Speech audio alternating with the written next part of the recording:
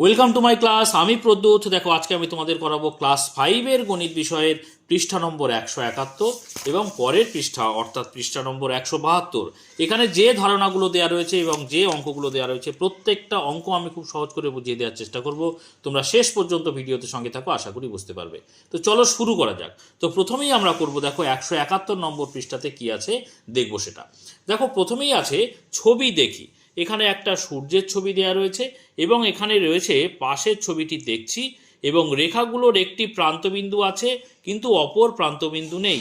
এই রকম রেখা হলো রশ্মি। তো দেখো এখানে রশ্মির ধারণা রয়েছে, তারপর নিচে দেখো সরল রেখাংশ, সরলরেখা, এই সমস্ত বিষয়গুলো রয়েছে। তো এই ছবিগুলো বোঝানোর আগে আমি একটা বিষয় তোমাদের দেখাই, তাহলে তোমাদের একদম ধারণা ক্লিয়ার হয়ে যাবে। তারপর আমি এই ছবিগুলো ব্যাখ্যা করব, তাহলে কিন্তু তোমাদের বুঝতে খুব ভালো করে সুবিধা হবে। ঠিক আছে? তো দেখো এখানে আমি 3টি রেখা টানবো, ভালো করে খেয়াল করো। এই একটা, তারপরে আর একটা রেখা টানলাম, তারপরে দেখো আরও একই রকম একটা রেখা টানলাম। ঠিক আছে? এবার দেখো প্রথম রেখাটাকে কি করছি, দুদিকে আমি তীর চিহ্ন দিলাম। দ্বিতীয় রেখাটা কি করছি, দ্বিতীয় রেখাতে কোনো তীর চিহ্ন দিলাম না। তৃতীয় রেখাতে কি করছি, আমি একদিকে তীর চিহ্ন দিলাম, একদিকে দিলাম না। ঠিক আছে? প্রথম রেখাতে আমি এরকম দুটো বিন্দু নিলাম, একটা হচ্ছে এ এবং আর একটা হচ্ছে বি। দ্বিতীয় রেখা তো দুটো বিন্দু আছে, একটা এ দিলাম নাম আর একটা বি দিলাম। তৃতীয় রেখাতেও বাদিকের যে বিন্দু আছে তার নাম দিলাম এ, আর ডান দিকেও একটা বিন্দু নিলাম রেখার মাঝখানে, রেখার উপরেই, তার নাম দিলাম বি। ঠিক আছে? তিনটে দেখে কিন্তু একই রকম মনে হলেও একই রকম নয়। ভালো করে খেয়াল করো। প্রথম রেখার ক্ষেত্রে দেখতে পাচ্ছ দুদিকে তীর চিহ্ন দেয়া রয়েছে। এই রেখা হচ্ছে সরল রেখা বলে এই রেখাকে। দেখো আমি লিখছি সরল রেখা বা শুধু রেখাও আমি বলতে পারি। বুঝতে পেরেছ? সরল রেখা বা শুধু রেখাও বলা যায়। কেন সরল রেখা? দেখো সরল রেখার বৈশিষ্ট্য হচ্ছে, দেখো এই বাঁদিকে তীর চিহ্ন দেওয়া রয়েছে এবং ডান দিকেও তীর চিহ্ন দেওয়া রয়েছে। অর্থাৎ বাঁদিকে আমি যত খুশি বাড়াতে পারি ইচ্ছে মতো, ডান দিকেও যত খুশি ইচ্ছে মতো বাড়াতে পারি। বোঝা গেল? তাহলে এই ধরনের রেখাকেই আমরা সরল রেখা বলতে পারি। সরল মানে হচ্ছে সোজা, আর রেখা মানে রেখা, অর্থাৎ সোজা রেখা যার কোনো কিন্তু প্রান্ত বিন্দু নেই। ভালো করে খেয়াল করো। দেখো এদিকে আমি যত খুশি বাড়াতে পারবো, ওদিকেও যত খুশি বাড়াতে পারবো। তাহলে সরল রেখার ক্ষেত্রে কিন্তু কি লিখতে পারি আমরা, কোনো প্রান্ত বিন্দু নেই। বুঝতে পেরেছো এই পর্যন্ত? তো দেখো আরেকটা বিষয়, এই সরল রেখা কিন্তু আমরা মাপতে পারবো না। আমরা যদি দেখো স্কেলের সাহায্যে এই সরলরেখা মাপতে যাই, মাপতে পারবো না। তার কারণ হচ্ছে আমি তো বাঁদিকে যত খুশি বাড়াতে পারবো, ডান দিকে যত খুশি বাড়াতে পারবো, তাহলে মাপবো কোনটা? মাপতে পারবো না। আশা করি ক্লিয়ার হয়েছে। তাহলে সরল রেখার দুটো বৈশিষ্ট্য এখানে পেলাম, একটা হচ্ছে কোনো প্রান্তবিন্দু নেই এবং এটাকে কিন্তু মাপা যাবে না। ঠিক আছে? আচ্ছা, পরে দেখো আমরা যে এবি নিয়েছি এটাকে আমরা বলবো রেখাংশ, রেখাংশ বা শুধু, আচ্ছা রেখাংশ বা সরল রেখাংশ বলতে পারি। দেখো রেখাংশ বা সরল রেখাংশ বলতে পারি। যেটাই রেখাংশ সেটাই কিন্তু সরল রেখাংশ। কেন রেখাংশ? দেখো রেখাংশ মানে হচ্ছে রেখার অংশ। সরল রেখার থেকে কিছুটা নির্দিষ্ট অংশ যদি আমরা বেছে নিই বা চিহ্নিত করি বা কেটে নিই, তাকেই আমরা সরল রেখাংশ বা রেখাংশ বলতে পারি। রেখার অংশ, রেখাংশ যদি আমরা সন্ধি বিচ্ছেদ করি তাহলে দেখো আমরা এরকম পেতে পারি, রেখাংশ সমান রেখা যোগ অংশ, তাই না?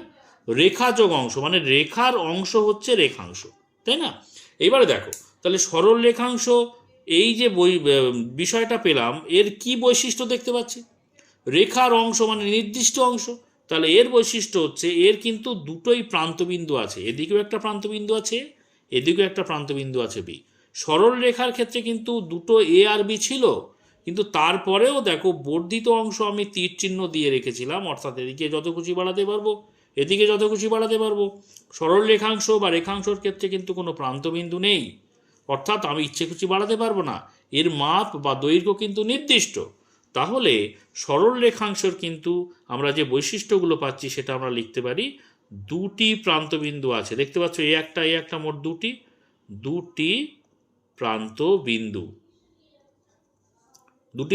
আছে। আর একটা বৈশিষ্ট্য কি পেলাম, এটা কিন্তু মাপা যাবে। কেন বলো তো, এর দৈর্ঘ্য যেহেতু নির্দিষ্ট, তাহলে এটা কিন্তু আমরা স্কেলের সাহায্যে মাপতে পারবো, বা যে কোনো আমার যে দৈর্ঘ্য মাপার যে বিষয়গুলো আছে সেগুলো দিয়ে মাপতে পারবো, ঠিক আছে। আচ্ছা, এবারে দেখো তৃতীয় যে আমরা রেখাটা টেনে রেখেছি সেটার একটা বৈশিষ্ট্য খেয়াল করো, বাঁদিকে একটা প্রান্তবিন্দু আছে, ডান দিকে কিন্তু প্রান্তবিন্দু নেই, বা ডান দিকে একটা রেখার উপরে বিন্দু আছে কিন্তু প্রান্তবিন্দু নেই। কেন বলো তো, এদিকে তো তীর চিহ্ন দেওয়া রয়েছে। অর্থাৎ এই ধরনের রেখাকে আমরা বলতে পারি রশ্মি, ঠিক আছে। এই ধরনের রেখাকে আমরা বলি কি, রশ্মি বলি।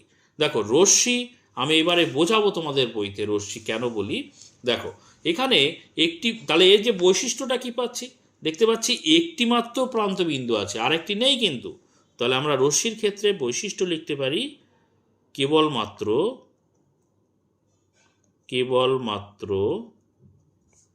একটি প্রান্তবিন্দু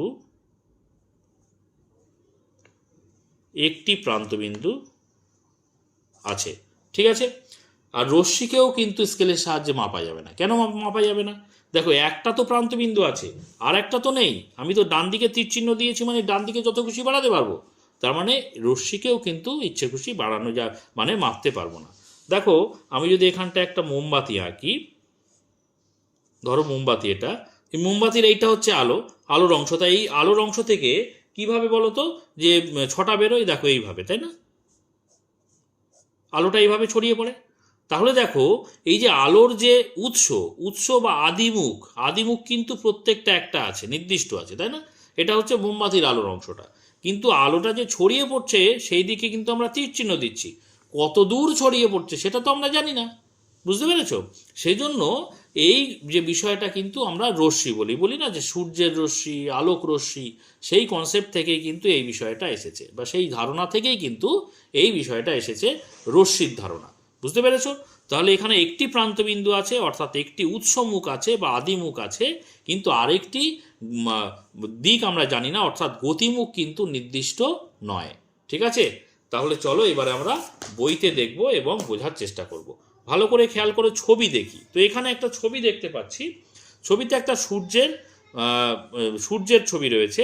তো রেখাগুলোর একটি প্রান্তবিন্দু আছে কিন্তু অপর প্রান্তবিন্দু নেই। দেখো এই রকম রেখা হলো রশ্মি, আমি যেটা মোমবাতির আলো দিয়ে বোঝালাম, তাই না। তো দেখো এখানে সূর্যের আলোটা, এইটা হচ্ছে আদিমুখ, আর এই যে রশ্মিগুলো এইভাবে ছড়িয়ে পড়ছে না, দেখো আমি যদি তীর চিহ্ন দিই এইভাবে, আশা করি বুঝতে পারছো, মোমবাতির আলোতে যেমন আমি বোঝালাম। তো এই যে বিষয়গুলো দেখো, এই যে আলো বা রশ্মির একটা কিন্তু উৎসমুখ আছে, এটা হচ্ছে আদিমুখ বা উৎসমুখ, তাই না। অর্থাৎ প্রান্তবিন্দু কিন্তু একটা আছে, প্রান্তবিন্দু কই, প্রান্তবিন্দু হচ্ছে সূর্য, আর ছড়িয়ে পড়ছে এইটা কিন্তু প্রান্তবিন্দু নেই, যেদিকে ছড়িয়ে পড়ছে কত দূর যাচ্ছে তো আমি জানি না। তাহলে এই ধরনের বিষয়কে আমরা বলছি রশ্মি। তো এইবারে কি বলছে দেখো, ওই রশ্মিকে এ বি এইভাবে দেখি ও লিখি, অর্থাৎ রশ্মিকে আমরা লিখছি কি এ বি, একদিকে তীর চিহ্ন দিচ্ছি। আমি দেখো এই খাতাতে যেটা বুঝিয়েছি সেটা আরেকবার এখানটায় দেখিয়ে দিই, তাহলে তোমাদের বুঝতে সুবিধা হবে। দেখো সরল রেখার ক্ষেত্রে যেহেতু কোনো প্রান্তবিন্দু নেই, তাহলে এখানে কি সরল রেখা, এটাও কিন্তু এবি সরল রেখা, কিন্তু আমরা এই সরল রেখাটা লিখবো কিভাবে বলো তো, এবি লিখবো, তার মাথাতে এরকম দুদিকে দুটো তীর চিহ্ন দিয়ে দাগ দেব। দুদিকে দুটো তীর চিহ্ন দেখেই আমরা বুঝতে পারছি এই এবি এটা কিন্তু সরল রেখা, কারণ এর কোনো প্রান্তবিন্দু নেই, দুদিকেই তীর চিহ্ন দেওয়া আছে। ক্লিয়ার হয়েছে, তাহলে এটা বোঝাচ্ছে কিন্তু সরল রেখা। আবার আমি কিন্তু রেখাংশর ক্ষেত্রেও দেখতে পাচ্ছি এবি, তাহলে এখানেও কিন্তু আমরা এবিই লিখব, কিন্তু রেখাংশ যেহেতু, অর্থাৎ এর নির্দিষ্ট অংশ বা নির্দিষ্ট মাপ আছে, কোনো প্রান্তবিন্দু নেই, দুটি প্রান্তবিন্দু আছে, সেজন্য কিন্তু এবির মাথায় আমরা শুধু এরকম একটা দাগ দেব। এরকম একটা দাগ দেওয়া মানে কিন্তু এর কোনো প্রান্তবিন্দু নেই দেখা যাচ্ছে, তার মানে এটাও কিন্তু এবি সরল রেখাংশ, ও অপরেরটাও কিন্তু এবি সরল রেখা ছিল, কিন্তু ওপরের দাগ দেখেই আমরা বুঝতে পারছি কোনটা সরল রেখা কোনটা সরল রেখাংশ বা রেখাংশ, বুঝতে পেরেছো। তাহলে রশ্মির ক্ষেত্রে কিভাবে, দেখো রশ্মির ক্ষেত্রেও দেখতে পাচ্ছি আমরা এবি রশ্মি, এবি রশ্মি, কিন্তু আমরা দেখতে পাচ্ছি বি এর দিকে তীর চিহ্ন আছে, তাহলে আমরা এবির মাথায় একটা দাগ দেব।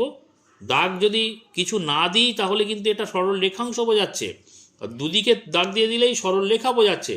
তাহলে আমরা একদিকে বি এর দিকে দেখো দাগ দেব, বি এর দিকেও তীর চিহ্ন দেব, তাহলে বুঝতে পারছি এবি একটা রশ্মি এবং যার প্রান্তবিন্দু আছে এ বিন্দুতে, কারণ এর দিকে তীর চিহ্ন দেওয়া নেই, আর বি এর দিকে কিন্তু তীর চিহ্ন দেওয়া আছে, মানে বি এর দিকে কোনো প্রান্তবিন্দু পাবো না। ক্লিয়ার হয়েছে? তাহলে তিনটেই কিন্তু আমরা এবি দ্বারাই চিহ্নিত করেছি, একই নাম দিয়েছি যাতে করে বুঝতে সুবিধে হয়। তাহলে তিনটেই এবি দ্বারা চিহ্নিত করেছি, কিন্তু ওপরের যে বা মাথার যে দাগ তাদের বৈশিষ্ট্য দেখেই কিন্তু আমরা বুঝতে পারছি কোনটা সরলরেখা, কোনটা সরলরেখাংশ বা কোনটা রশ্মি। ঠিক আছে? তো চলো আমরা দেখতে পাচ্ছি ওই রশ্মিকে এ বি, দেখো তার মানে এই বি এর দিকে তীর চিহ্ন দেওয়া আছে, এইভাবে দেখি বা লিখি, অর্থাৎ এই যে রশ্মিটা আমরা এইভাবে লিখি, দেখতে পাচ্ছ এ বি, বি এর দিকে তীর চিহ্ন মানে কি এই বি এর দিকে তীর চিহ্ন দেওয়া রয়েছে, আমি খাতাতে দেখালাম, আশা করি বুঝতে পেরেছো এখানেও। এবারে দেখো 1 নম্বর দাগেরটা কি বলছে, ভালো করে খেয়াল করো। বলছে ছবিতে, এখানে এই যে ডান দিকের ছবিটা আছে সেই ছবির কথা বলছে, ও এ ও ও বি কি একই রশ্মি? দেখো ও এ আর ও বি, দেখো ও থেকে এ পর্যন্ত আর ও থেকে বি পর্যন্ত কি একই রশ্মি? তাহলে আমাদের লিখতে হবে হ্যাঁ একই রশ্মি। ভালো করে খেয়াল করো কেন একই রশ্মি, আমি লিখে দেখাচ্ছি। তো দেখো 1 নম্বর দাগে যে ছবিটা দেয়া ছিল না, আমি দেখো এখানে এঁকে নিয়েছি, আর যে প্রশ্ন দুটো ছিল ভালো করে খেয়াল করো, এখানে যে প্রশ্ন দুটো ছিল 1 নম্বর দাগে, যে ও এ আর ও বি কি একই রশ্মি, আর এও আর ও এ কি একই রশ্মি, দুটো প্রশ্ন দেয়া ছিল। ঠিক আছে? তো সেই দুটো প্রশ্ন কিন্তু আমি এখানে দেখো লাল কালার দিয়ে লিখে নিয়েছি, তো এখানে বোঝাতে সুবিধে হবে আমার। তো দেখো এখানে কি বলছে, দেখো ভালো করে খেয়াল করো ছবিতে, ও এ আর মাথার দিকে দেখো তীর চিহ্ন দেওয়া আছে কোন দিকে না এর দিকে, দেখো, আর ও বি কি একই রশ্মি? তা ও বি কই? ও আর বি দেখো তীর চিহ্ন দেওয়া রয়েছে এই ও বি এর দিকে, দেখতে পাচ্ছ উপরে। দেখো প্রথমে ও এ, দেখো ও এ তীর চিহ্ন কোন দিকে? এর দিকে, তো এর দিকেই তো তীর চিহ্নটা দেওয়া আছে। আবার দেখো ও বি, ও থেকে বি পর্যন্ত খেয়াল করো, আর তীর চিহ্ন মাথায় দেওয়া রয়েছে কোন দিকে না বি এর দিকেই তো আছে। কিন্তু এই ও এ এবং ও বি এটা কিন্তু একটাই রেখা, অর্থাৎ একটাই রশ্মি, দেখতেই পাচ্ছি আমরা একটাই রশ্মি, কারণ এর অভিমুখ কিন্তু একই, তাই না? তাহলে আমরা লিখবো এইভাবে উত্তরটি, উত্তর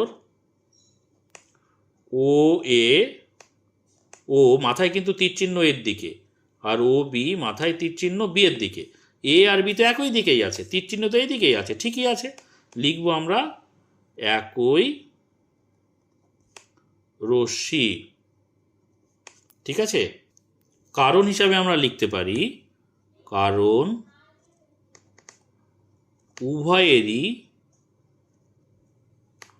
উভয়েরই দেখো আদিমুখ, প্রত্যেকটা রশ্মি দেখো ও এ যখন ভাবছি বা ও বি যখন ভাবছি প্রত্যেকেরই আদিমুখ, অর্থাৎ যেটা প্রান্তবিন্দু আছে যেটা সেটা হচ্ছে ও, কারণ উভয়েরই আমরা দেখতে পাচ্ছি আদিমুখ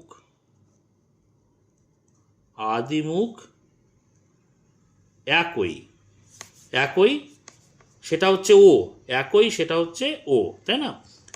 এবং এবং গতিমুখ দেখো ও এর দিকে যাচ্ছে মানে গতিমুখ কোন দিকে? ডান দিকে, আবার বি এর দিকে যাচ্ছে মানে গতিমুখ দেখো কি ডান দিকে, অর্থাৎ গতিমুখ কিন্তু একই দিকে।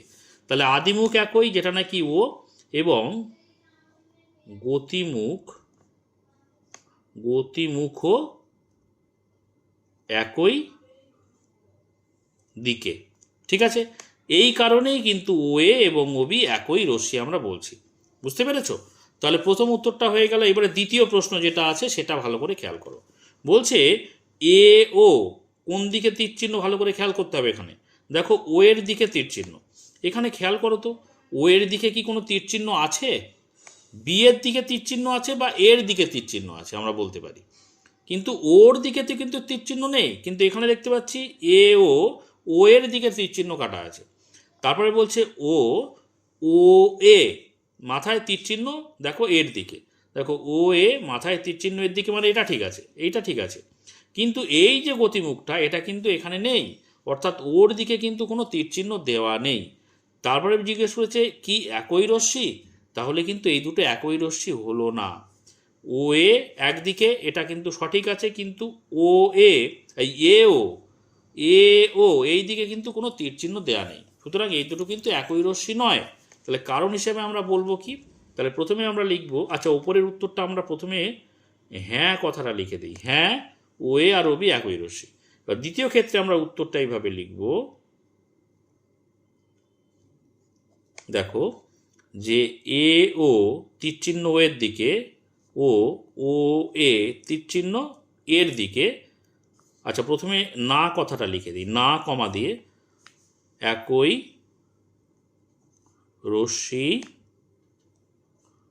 নয়। ঠিক আছে, কারণ হিসেবে আমরা বলবো কারণ উভয়েরই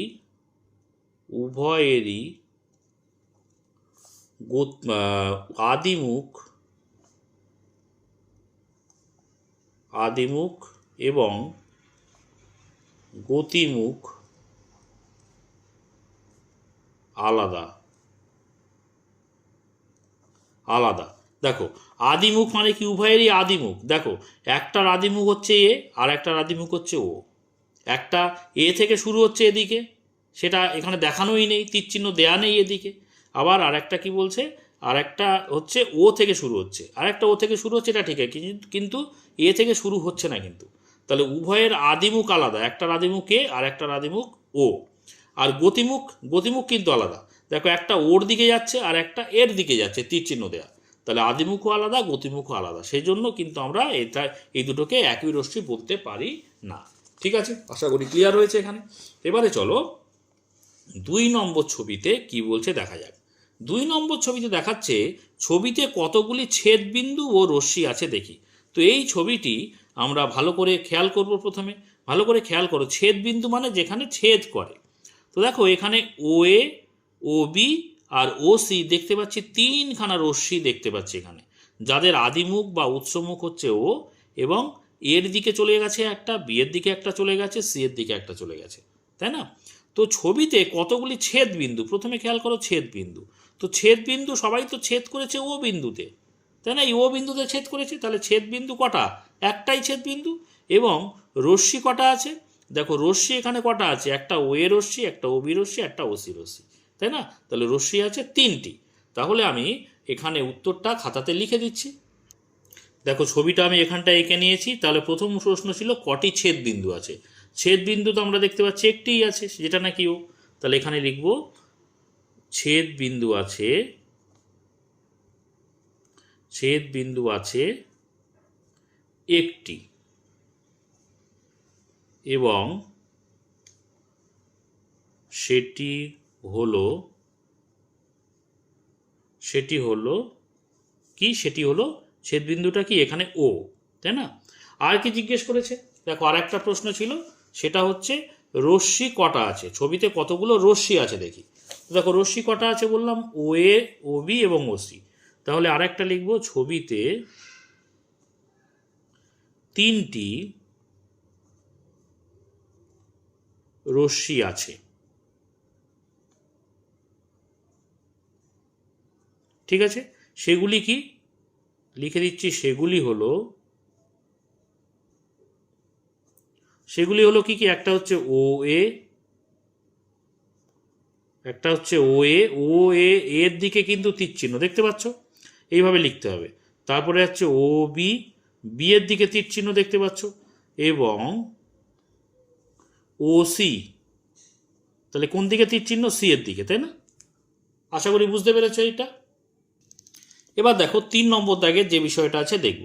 এখানে ডান দিকে একটা ছবি আঁকা রয়েছে, দেখো। আচ্ছা এখানে দেখো আরেকটা বিষয়, টর্চের আলোর মাধ্যমে কিন্তু রশ্মি বোঝানো হচ্ছে, দেখতে পাচ্ছ? টর্চের আলোর উৎস হচ্ছে রশ্মির আদিমুখ, আর গতিমুখ কোন দিকে যাচ্ছে, এই বাইরের দিকে। ঠিক আছে, আচ্ছা কি বলছে 3 নম্বর দাগের, বলছে ছবিতে পি এ এরকম সরলরেখা এবং বিডি সরলরেখা কিরূপ সরলরেখা। ঠিক আছে, তো ছবিটা দেখো আমি এখানটায় একটু বড় করে এঁকেছি যাতে তোমাদের দেখতে সুবিধে হয়। বইতে একটুখানি ছোট করে ছবিটা আঁকা আছে। আচ্ছা ছবিতে আমরা দেখব প্রথম প্রশ্ন যেটা, সেটা হচ্ছে পি এ আর বিডি কিরূপ সরলরেখা। তাহলে পি এ দেখতে পাচ্ছ এখানে পি এ আর বিডি, তাই না? এই দুটো সরলরেখার কথা বলছে, দেখো ভালো করে। এই পি এ এই সরলরেখাটা আর বিডি এই সরলরেখা, এই দুটো, এইটা আর এইটা, এই দুটো সরলরেখা কিরূপ সরলরেখা? এই দুটো সরলরেখা ভালো করে খেয়াল করো। আমরা যদি এই ওটাকে ওপরের দিকে টানি পি একে, আর বিডিকে যদি ওপরের দিকে টানি, তাহলে কিন্তু কি হয়ে যাবে বলো তো? মিশে যাবে, মিলে যাবে, মানে ছেদ করবে। তাহলে যে সরলরেখা দুটো ছেদ করবে পরস্পর, তাদেরকে আমরা কি বলতে পারি? সমান্তরাল সরলরেখা না অসমান্তরাল সরলরেখা? অবশ্যই অসমান্তরাল সরলরেখা, তাই না? তাহলে আমরা প্রথম প্রশ্নের উত্তর এইভাবে লিখব, 3 নম্বর দাগে। দেখো ছবিতে প্রথম প্রশ্নের উত্তর এটা, পি এ, এটা সরলরেখা চিহ্ন উপরে দিচ্ছি, ও বিডি সরলরেখা চিহ্ন উপরে দিলাম। কিরূপ সরলরেখা? তাহলে অসমান্তরাল সরলরেখা লিখব, অসমান্তরাল সরল রেখা। ঠিক আছে, কেন বুঝতে পেরেছো আশা করি? পি এ কে যদি আমি উপরের দিকে টানি আর বিডি যদি উপরের দিকে টানি, কারণ দুটোই কিন্তু বাঁকা আকারে রয়েছে, তাই না? অনেকটা হেলে রয়েছে। তাহলে আমরা যদি টেনে দিই তাহলে কিন্তু ছেদ করবে, তাই না? তাহলে অসমান্তরাল সরলরেখা হলেই এটা সম্ভব। আচ্ছা, 2 নম্বর যে প্রশ্ন আছে সেটা আর একবার দেখে নিই, দেখো ভালো করে। বলছে বিডি আর সিডি কিরূপ সরলরেখা? দেখো উপরে সরলরেখা চিহ্ন আছে, তাহলে বিডি আর সিডি বড় ছবিতে দেখা যাক। বিডি আর সিডি, দেখো বিডি হচ্ছে এই সরলরেখাটা, এই সরলরেখাটা, আর সিডি অর্থাৎ এই সরলরেখাটা। কিরূপ সরলরেখা? দেখো এই দুটো সরলরেখা এই যে ডি বিন্দুতে কিন্তু ছেদ করেছে, তাই না? অর্থাৎ বিডি এবং সিডি যেহেতু ডি বিন্দুতে ছেদ করেছে, সেজন্য যে সরলরেখাগুলো পরস্পরকে ছেদ করে তাদেরকে আমরা পরস্পর ছেদী সরলরেখা বলি, তাই না? তাহলে আমরা লিখতে পারি এখানে বিডি সরলরেখা চিহ্ন দিই মাথায়, ও সিডি সরলরেখা চিহ্ন দিচ্ছি মাথায়। সরলরেখা কিরূপ সরলরেখা? পরস্পর ছেদী সরলরেখা, সরল রেখা। বুঝতে পেরেছো আশা করি? এবারে চলো পরের প্রশ্নটা কি বলছে দেখো। তারপরের প্রশ্ন, এই দুটো তো হয়ে গেল। তারপরেরটা বলছে কতগুলো ছেদ বিন্দু আছে। ছেদ বিন্দু মানে যেখানে ছেদ করেছে।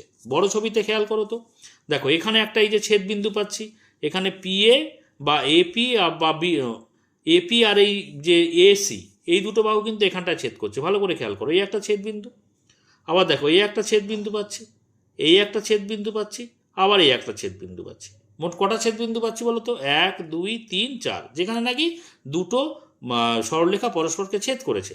তাহলে মোট 4টি ছেদ বিন্দু পাচ্ছি। তাহলে আমরা লিখবো এখানে ছবিতে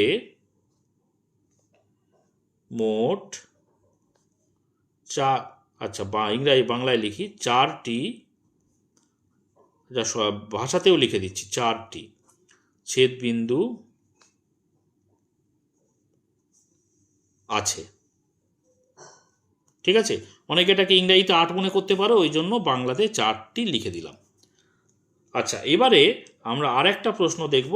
আরেকটা প্রশ্ন আছে এখানে, দেখো কোন কোন সরলরেখা পরস্পরছেদী? পরস্পরছেদী কোন কোন সরলরেখাগুলো? দেখো যে সরলরেখাগুলো পরস্পরছেদী প্রথমে লিখছি। দেখো এখানে পি এ, তার সঙ্গে পরস্পরছেদ করেছে কে? এসি, তাই না? তাহলে প্রথম আমরা এইভাবে লিখি উত্তরটা, পরস্পর ছেদী সরল রেখাগুলি হলো কি কি পাচ্ছি দেখো তো। একটা হচ্ছে পি এ, ও পি এর সঙ্গে কে ছেদ করেছে না? AC, AC. আবার কমা দিলাম, এই যে ছেদবিন্দুটা তৈরি হয়েছে তার জন্য। আবার দেখো এসির সঙ্গে বিডি, তাই না? এই বিন্দুটা পাচ্ছি ছেদবিন্দু। তাহলে এসি ও বিডি, তাই না? বিডি, এইভাবে প্রত্যেকটা লিখে দেবো কমা দিয়ে। তারপরে দেখো এই ছেদবিন্দুটাকে কে তৈরি করেছে? এসি তৈরি করেছে। তাহলে এসি ও এসির সঙ্গে কে তৈরি করেছে না? সিডি। দেখো সিডি এই সরলরেখাটা, তাহলে সিডি। এবং আর একটা আছে এই বিন্দুটার জন্য, ছেদ বিন্দুটার জন্য, তাহলে বিডি আর সিডি। বিডি কমা দিয়ে সিডি। ঠিক আছে, যে সরলরেখার জোড়াগুলো ছেদবিন্দু তৈরি করেছে মোট 4টি, দেখো 4টি জোড়া আমি এখানে দেখিয়ে দিলাম। আশা করি ক্লিয়ার হয়েছে। এইবারে চলো আমরা নিচের যে ছকটা আছে সেটা দেখব। এই ছক আমরা খুব সহজেই পারবো, কেন বলো তো? আমি তো খাতাতে বুঝিয়েছি প্রথমেই। দেখো বলছে সরলরেখা, সরলরেখাংশ ও রশ্মির মধ্যে তুলনা করি। সরলরেখা মানে আমরা কি দেখছিলাম, যে যেভাবে প্রকাশ করা হয়। দেখো এবি সরলরেখা, আমি আরেকবার ছবিটা দেখাই তাহলে তোমাদের ক্লিয়ার হবে।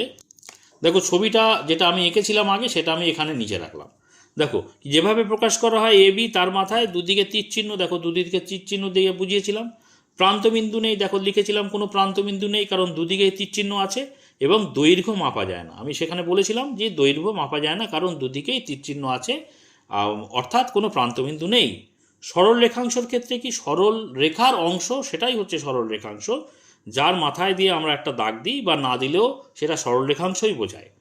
আচ্ছা, দুটি প্রান্তবিন্দু আছে, দেখো আমি লিখেছিলাম দুটি প্রান্তবিন্দু আছে, এবং যেহেতু নির্দিষ্ট বিন্দু আছে, প্রান্তবিন্দু আছে দুদিকেই, সেজন্য দৈর্ঘ্য মাপা যায়। আর রশ্মির ক্ষেত্রে কিভাবে প্রকাশ করি দেখতে পাচ্ছ, এবি যেদিকে রশ্মিটা যাচ্ছে সেই দিকে আমরা তীর চিহ্ন দিই। আচ্ছা, একদিকে একটি প্রান্তবিন্দু আছে, অন্যদিকে প্রান্তবিন্দু নেই, আমি সেটাই লিখেছিলাম যে কেবলমাত্র একটি প্রান্তবিন্দু আছে, একদিকেই আছে অন্যদিকে নেই। আর দৈর্ঘ্য কিন্তু মাপা যায় না, কারণ রশ্মির তো একদিকে প্রান্তবিন্দু নেই, যেদিকে প্রান্তবিন্দু নেই সেদিকে তো আমি যত খুশি বাড়াতে পারবো, তাহলে মাপবোটা কিভাবে? সম্ভব নয়। আশা করি ক্লিয়ার হয়েছে। তো আমাদের কিন্তু 171 নম্বর পেজের সমস্ত বিষয় বা ধারণাগুলো আশা করি তোমরা বুঝতে পেরেছো। এবার আমরা চলে যাব পরের পৃষ্ঠাতে, অর্থাৎ পৃষ্ঠা নম্বর 172।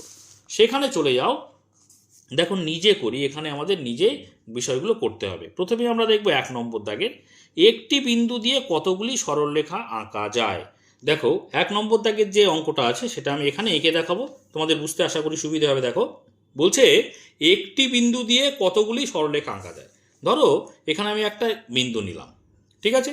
এই বিন্দু দিয়ে দেখো আমি এইভাবে সরলরেখা টানতে পারি, আবার এইভাবে টানতে পারি, ওই বিন্দু দিয়েই যাবে, ওই বিন্দু দিয়ে গেলেই হলো, তাই না? আবার এইভাবে টানতে পারি, আবার এইভাবে টানতে পারি, এরকম অসংখ্য টানা যায়, তাই না? তাহলে একটি বিন্দু দিয়ে আমি সরলরেখার চিহ্নগুলো দিয়ে দিই, তীর চিহ্ন দিয়ে দিই উভয় দিকে, তাহলে এরকম আমি যত খুশি টানতে পারি, তাই না? তাহলে আমি উত্তরটা কি লিখব? উত্তর আমি লিখবো এইভাবে 1 নম্বর দাগের, যে একটি বিন্দু দিয়ে কতগুলি টানতে পারছি দেখতে পাচ্ছি, অসংখ্য অসংখ্য সরলরেখা টানা যায় বা আঁকা যায়, আঁকা যায়। ক্লিয়ার হয়েছে আশা করি।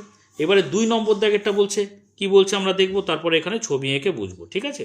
বলছে দুটি বিন্দু দিয়ে কতগুলি সরলরেখা আঁকা যায়। দেখো ভালো করে, আমরা দুটি বিন্দু আগে নিয়ে নেব, এই একটা বিন্দু নিলাম আর এই একটা বিন্দু নিলাম। দেখো দুটি বিন্দু আমরা যদি যুক্ত করি, দেখো এইভাবে যদি যুক্ত করে দিই, এই যুক্ত করে দিলাম, দেখতে পাচ্ছ দুটো বিন্দু আমি নাম দিলাম ধরো এ আর বি, ঠিক আছে? তো দুটি বিন্দু দিয়ে সব থেকে আর কি কোনো রকমভাবে যুক্ত করতে পারবো? সরল রেখা, বক্ররেখা হলেও যে এদিক সেদিক দিয়ে আমরা যুক্ত করতে পারি, কিন্তু সরল রেখা কিন্তু একটিই আঁকা যায়, তাই না? তাহলে আমরা এখানে উত্তরটা এইভাবে লিখব যে দুটি বিন্দু দিয়ে কতগুলি সরল রেখা আঁকা যায়। উত্তর লিখব এইভাবে, দুটি বিন্দু দিয়ে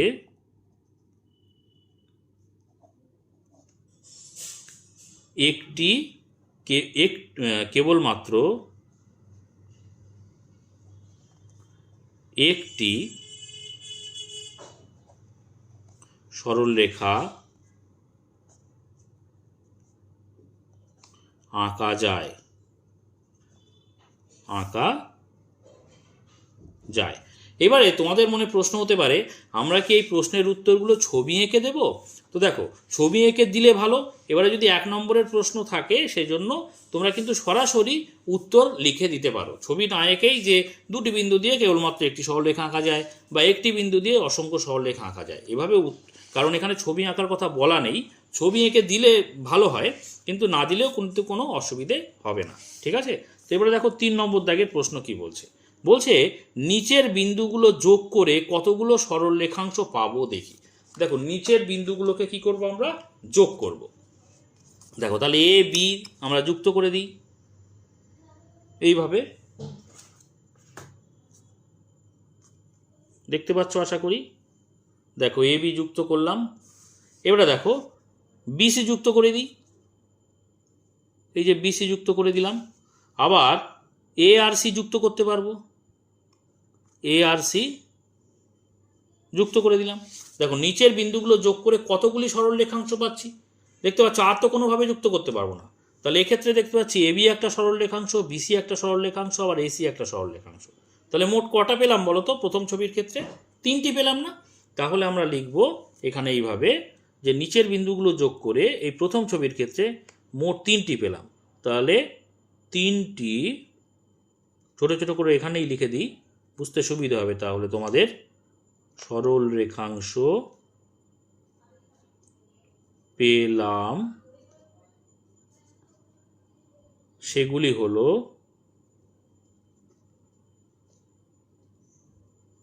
হলো কি কি বলতো? একটা হচ্ছে এবি। আচ্ছা, সরল রেখাংশ হলে তার মাথায় দাগ দেওয়াও যায়, না দিলেও তাই এক বোঝাবে, সরল রেখাংশই বোঝাবে। তারপরে বিসি এবং বা ও এসি, ঠিক আছে 3টি। আচ্ছা এবারে চলো পরেরগুলো যুক্ত করে দিই। তাহলে আমরা প্রথমে এখানে এবি যুক্ত করব, জাস্ট বিন্দুগুলোকে যুক্ত করা কাজ আমাদের। তারপরে বিডি যুক্ত করে দেব, বি আর ডি যুক্ত করলাম। এবার দেখো সিডি যুক্ত করব, সি আর ডি যুক্ত করলাম। তারপরে দেখো এসি যুক্ত করব, এ আর সি যুক্ত করলাম। এবারে দেখো আমরা তো প্রান্ত রেখাগুলো যুক্ত করলাম, এবারে দেখো কর্ণ মানে বিপরীত বিন্দুগুলোকে যদি আমরা যুক্ত করি তাও তো হবে, তাই না? দেখো এবারে বিপরীত বিন্দুগুলোকে যুক্ত করে দিচ্ছি, অর্থাৎ কর্ণগুলোকে যুক্ত করে দিচ্ছি। এই দেখো, তাহলে মোট কটা পেলাম বলো তো? ভালো করে খেয়াল করো তো। এবি, বিডি, সিডি, আবার এসি, 4টে প্রান্ত রেখা পেলাম। আবার এই যে কর্ণ পেলাম কি, বিসি আর এডি হচ্ছে কর্ণ। তাহলে মোট কটা? বাইরের দিকে 4টে আর ভেতরের দিকে কটা? 2টো, মোট 6টা, তাই না? তাহলে আমরা লিখবো এখানে যে এই ছবির ক্ষেত্রে 6টি সরল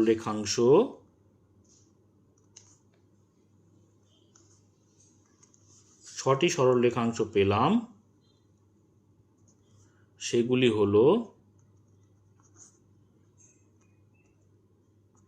হলো কি কি বলতো? প্রথমে এবি, তারপরে বিডি, পরপর লিখি, তারপরে সিডি, তারপরে এসি, তারপরে কি কর্ণ হচ্ছে এডি, এবং এই যে সিবি বা বিসি, ঠিক আছে? মোট 6টি, আশা করি বুঝতে পেরেছো। এবারে চলো 4 নম্বর দাগের কি বলছে দেখা যাক। 4 নম্বর দাগের বলছে নিচের প্রত্যেকটি চিত্রে কতগুলো নাম দেয়া সরলরেখাংশ আছে। দেখো প্রথমেই ক, এখানে একটা ছবি আছে দেখতে পাচ্ছি। এখানে সরলরেখাংশগুলো কি কি দেখো তো? এডি আছে, সিডি আছে, বিসি আছে, এবি আছে, আর একটা সরলরেখাংশ বিডি যুক্ত করা আছে, কর্ণ দেখো যুক্ত করা আছে। তাহলে বিডিও কিন্তু একটা সরলরেখাংশ, তাই না? তাহলে বলছে নাম দেয়া সরলরেখাংশ প্রত্যেকটি চিত্রে কতগুলো নাম দেয়া। তাহলে প্রথম চিত্রে দেখতে পাচ্ছি 1, 2, 3, 4 আর মাঝখানে একটা, 5টি। তাহলে প্রথম চিত্রে লিখব 5টি সরল রেখাংশ আছে, সরল রেখাংশ আছে, ঠিক আছে? সেগুলির নাম দিয়ে দিই। সেগুলি হলো কি কি দেখো তো? এ বি, দেখো এ বি, বিসি, সিডি, তারপরে এডি, এবং 4টে প্রান্তরেখা হলো, আর একটা কর্ণ হচ্ছে বিডি, ঠিক আছে? এইভাবে লিখে দেব। এবারে খ নম্বর দাগের একই কি কতগুলি সরলরেখাংশ আছে দেখো তো? এবি একটা, বিসি একটা, আর এসি একটা। এটা একটা ত্রিভুজ, মানে 3টেই বাহু থাকবে। তাহলে আমরা এখানে লিখব 3টি সরল রেখাংশ আছে সেগুলি হলো, একই রকমভাবে আমরা লিখে দেব। সেগুলি কি কি? প্রথমে হচ্ছে এবি, তারপরে দেখো বিসি ও আরেকটা কি এসি। ঠিক আছে, ক্লিয়ার হলো? এবারে চলো পরেরটা, গ নম্বর দাগের শেষ ছবি। সেটা দেখো, এখানে একটা ষড়ভুজের ছবি, 6টা বাহু। দেখো তো কি কি সরল রেখাংশ পাচ্ছি। দেখো এই একটা দুটো তিনটে চারটে পাঁচটা ছটা, মোট 6টি, তাই না? তাহলে এখানে লিখবো 6টি সরল রেখাংশ আছে, সেগুলি হলো, সেগুলি জানতে চাইনি, তাও আমি এখানে উল্লেখ করে দিচ্ছি। সেগুলি হলো কি কি পাচ্ছি বলো তো। আচ্ছা, প্রথমে এই নিচের দিক থেকে শুরু করছি, তাহলে সাজানো আছে। দেখো এবি, তারপরে বিসি, তারপরে সিডি, তারপরে ডিই, তারপরে ইএফ ও এফ এ বা এএফ সাজিয়ে লিখি, কোনো অসুবিধা নেই। এফ এ আর এএফ একই। তাহলে 1 2 3 4 5 6টা হলো। ঠিক আছে, তো আশা করি এই পর্যন্ত তোমাদের ক্লিয়ার হয়েছে, বুঝতে পেরেছো। তো এর পরের ভিডিওতে কিন্তু আমরা 173 নম্বর পেজের যে অঙ্কগুলো আছে সেখান থেকে করতে শুরু করব। তোমরা সেই সমস্ত ভিডিও যদি পেতে চাও অবশ্যই চ্যানেলটিকে সাবস্ক্রাইব করে নিয়ে সঙ্গে থেকো। আর আজকের ভিডিওটি ভালো লাগলে অবশ্যই একটা লাইক করে দিও, কমেন্ট করো, বন্ধুদের মধ্যে শেয়ার করে দিও। আর শেষ পর্যন্ত ভিডিওতে সঙ্গে থাকার জন্য সকলকে অসংখ্য ধন্যবাদ।